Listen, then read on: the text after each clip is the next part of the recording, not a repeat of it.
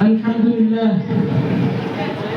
لله رب العالمين الذي شرف العين بنزول القرآن الكريم، والصلاة والسلام على أشرف الأنبياء والمرسلين الناطق بلسان عربي مبين، وعلى آله وأصحابه الغر الميامين.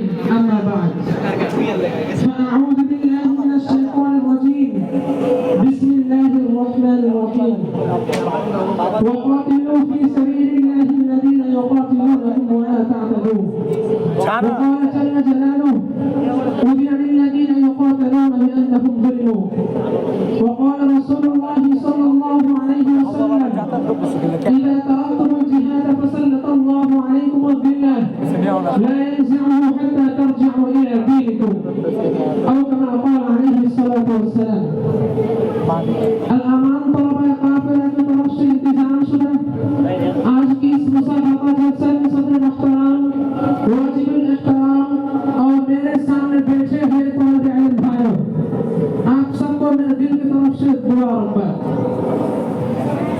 حاضرین، آج کی اس بابرکت محفل میں میرا گفتگو کا عنوان ہے جہاد فی سبیل اللہ۔ میں آپ کے سامنے اس بارے میں کچھ عرض کرنے کی کوشش کروں گا انشاءاللہ۔ ہماری تلواروں کی چمک دیکھ کر دشمنوں کے دل بھول جاتے ہیں۔ ہماری تلواروں کی چمک دیکھ کر دشمنوں کے دل بھول جاتے ہیں۔ ہم وہ امتی ہیں محمد کے جو موت کو بھی مسکرا کے گلے لگاتے ہیں۔ میرے حاضرین، جہاد اسلام میں ایک وسیع اور قابل عبادت ہے۔ آج کل جب لوگ لفظ جہاد سنتے ہیں تو اکثر خوف محسوس کرتے ہیں، مگر حقیقت یہ ہے کہ جہاد وہ ہے جس کے ذریعہ انسان اللہ کے رضا کے لیے اپنے جان، مال، علم اور سب کچھ خرچ کرتا ہے۔ میرے حاضرین، اللہ تعالیٰ نے قرآن مجید میں ارشاد فرمایا: وَجَاهِدُوا فِي اللَّهِ حَقَّ جِهَادِهِ، کہ تم اللہ کے راہ میں اس کی سچی جدوجہد کرو۔ اس آیات کا مطلب یہ ہے کہ اپنے جان، مال، علم اور سب کچھ اللہ کی راہ میں خرچ کر کے جہاد کرو۔ میرے حاضرین، جہاد کی اقسام بہت سی ہے۔ ایک تو نفس کے خلاف جہاد کرنا، یعنی اپنے برے اوصاف، گناہوں اور شیطان کی وسوسوں کے خلاف جہاد کرنا۔ دوسرا، شیطان کے مقابلہ میں جہاد، ان کی فریبکاریوں سے بچنا۔ تیسرا، جہاد علم، جہالت اور غلط فہمیوں کے خلاف علم حاصل کرنا اور لوگوں تک سچ پہنچانا۔ چوتھا، ظلم و ستم کے خلاف جہاد، یعنی جب کوئی قوم یا حاکم اسلام یا عدل و انصاف میں رکاوٹ بنے تو ان کے خلاف کھڑے ہونا۔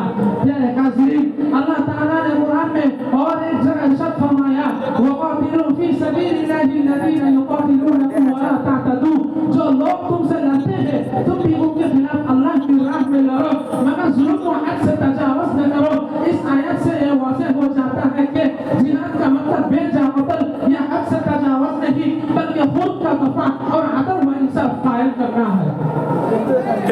میرے حاضرین، لیکن افسوس کی بات یہ ہے آج کئی لوگ سمجھتے ہیں جہاد کا مقصد غیر مسلمانوں کو قتل کرنا ہے۔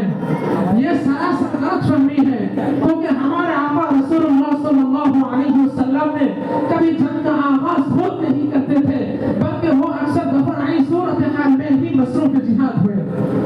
موقع میں رسول اللہ صلی اللہ علیہ وسلم نے 13 سال صبر کیا، ظلم سہے، لیکن اس وقت جہاد نہیں کی تھی، بلکہ جہاد اس وقت کی جب مسلمانوں کو قتل کرنے کی نوبت آ گئی تھی۔ میرے حاضرین، تاریخ میں بدر، احد، حنین وغیرہ کی لڑائیاں اس لیے ہوئی تاکہ اسلام اور ایک معاشرتی نظام کو بچایا جائے۔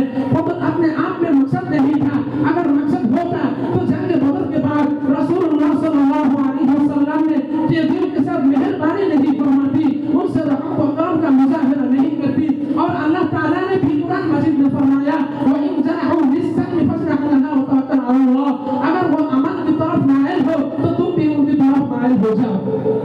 میرے حاضرین، آج مسلمان جس قدر ظلم و ستم، اذیت و بے بسی کا شکار ہے، دنیا کی دوسری کوئی قوم اس قدر مظلومیت میں دوچار نہیں۔ اس کی وجہ کیا ہے؟ اس کی وجہ خوب اللہ تعالیٰ نے قرآن مجید میں بیان کیا ہے۔